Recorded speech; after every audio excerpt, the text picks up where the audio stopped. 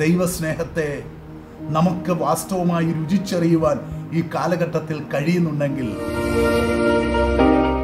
ഇരുൾ അടഞ്ഞ വഴികളിൽ തിരുനാളമാകുവാൻ ഇന്നത്തെ ചിന്ത.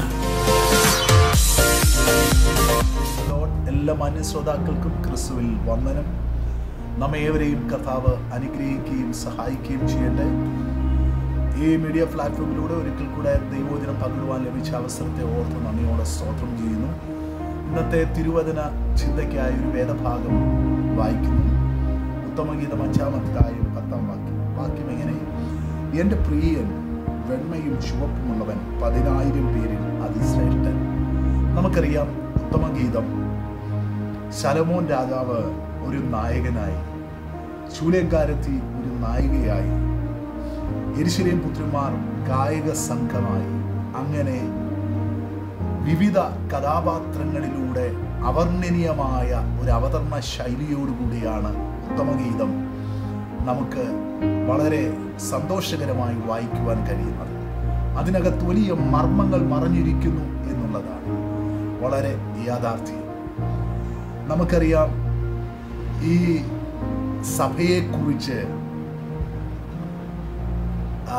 ശൂലേംകാരത്തിയുടെ ഹൃദയത്തിൻ്റെ അകത്ത് സഭയാകുന്ന മണവാട്ടിയും മണവാളനെയും കുറിച്ചുള്ള ഒരു പ്രേമഗീതം, അത് കാലിക പ്രസക്തിയുള്ളതാണ്.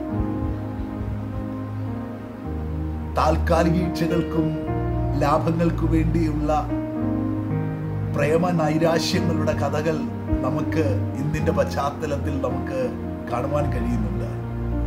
പക്ഷേ ഇവിടെ ശൂലേംകാരത്തി ആ നായികയായി ആ പ്രിയനെ കുറിച്ച് അവതരിക്കുന്ന അവതരണ ശൈലിയുടെ പ്രാരംഭ വാക്കുകൾ വളരെ പ്രസക്തമാണ്. പ്രിയരെ, വാക്ക് എൻ്റെ പ്രിയൻ എന്ന് തുടങ്ങുന്നു. എൻ്റെ പ്രിയൻ, ആ വ്യക്തിയുടെ ഹൃദയത്തിൻ്റെ അന്തർഭാഗത്ത് ആ പ്രിയനെ കുറിച്ചുള്ള അവർണ്ണനീയമായ ഒരുപാട് വാക്കുകൾ തളം കെട്ടിക്കിടപ്പുണ്ട്. അതുകൊണ്ടാകാം എന്ത് ശ്രേഷ്ഠതയാ ആ വ്യക്തിയെക്കുറിച്ച് അവർണ്ണനീയമായി, വാക്കുകൾക്കതീതമായി ആ വ്യക്തി പുറത്തേക്ക് വിടുന്നത്. 10,000 പേരിൽ അതിശ്രേഷ്ഠൻ. ഇങ്ങനെ പറയണമെങ്കിൽ എൻ്റെ എന്ന് പറഞ്ഞു തുടങ്ങിയ ആ പദത്തിൻ്റെ ആഴം അതൊരു ബന്ധമാണ്. ആ പ്രിയരുമായിട്ടുള്ള ബന്ധം, ആ ബന്ധം സ്നേഹത്തിലാണ്, പ്രേമത്തിലാണ്. ആ സ്നേഹത്തിൻ്റെ ആഴം മാറ്റുരയ്ക്കപ്പെടാൻ ഉലകത്തിലെ മറ്റാരുമില്ല. അതുകൊണ്ടാണ് 10,000-ങ്ങളിൽ ശ്രേഷ്ഠൻ എന്ന് പറയുന്നത്. ഞാൻ ഈ വേദഭാഗം വായിച്ചപ്പോൾ എനിക്ക് മനസ്സിലാക്കിയ ഒരു യാഥാർത്ഥ്യം, ദൈവസ്നേഹം ഒരു വ്യക്തിയുടെ ഹൃദയത്തിൻ്റെ അന്തർഭാഗത്തെ ആഴമായി ആഴ്ന്നിറങ്ങുമ്പോൾ ആ വ്യക്തിയുടെ ഹൃദയത്തിൽ നിന്ന് ആ വ്യക്തിയെക്കുറിച്ച് വർണ്ണിക്കുവാൻ ഒരുപാട് വാക്കുകൾ ഉണ്ടാകാം. ആ വാക്കുകൾ അവർണ്ണനീയമാണ്. എന്നാൽ വാക്കുകൾ കൊണ്ട് വർണ്ണിക്കുന്നതിനേക്കാൾ അതീതമായി നമ്മൾ ചിന്തിക്കേണ്ട ഒരു കാര്യം, പ്രവൃത്തിയിൽ കൂടെ നമ്മുടെ കർത്താവിനെ കാണിച്ചു കൊടുക്കുവാൻ നമ്മൾ ബാധ്യസ്ഥരാണ്. കാലങ്ങൾക്കപ്പുറം ശൂലേംകാരത്തി തൻ്റെ പ്രിയനെ കുറിച്ചുള്ള അഗാധമായ സ്നേഹത്തിൻ്റെ ആഴം വാക്കുകളിൽ കൂടെ പ്രകടമാകുമ്പോൾ, അതിശ്രേഷ്ഠനാണ് എൻ്റെ പ്രിയൻ. നമ്മൾ പാടുന്നത് പോലെ തുല്യം ചൊല്ലാൻ വേറെ ആരുമില്ല. കാരണം ഒരു വ്യക്തിയെക്കുറിച്ചുള്ള ഗുണഗണങ്ങൾ, ശ്രേഷ്ഠത, ആ വ്യക്തിയെ വർണ്ണിക്കുവാൻ വാക്കുകൾ അതീതമാണെന്ന് ഹൃദയത്തിൻ്റെ ഹൃത്തടത്തിൽ ആഴമായൊരു ബോധം ജ്വലിക്കുമ്പോഴാണ് ഇത്തരത്തിൽ അവൻ പുറത്തേക്ക് വരുന്ന ആഴമായ ഈ സ്നേഹത്തിൻ്റെ ഉറവിടങ്ങൾ പുറത്തേക്ക് വരുന്നത്.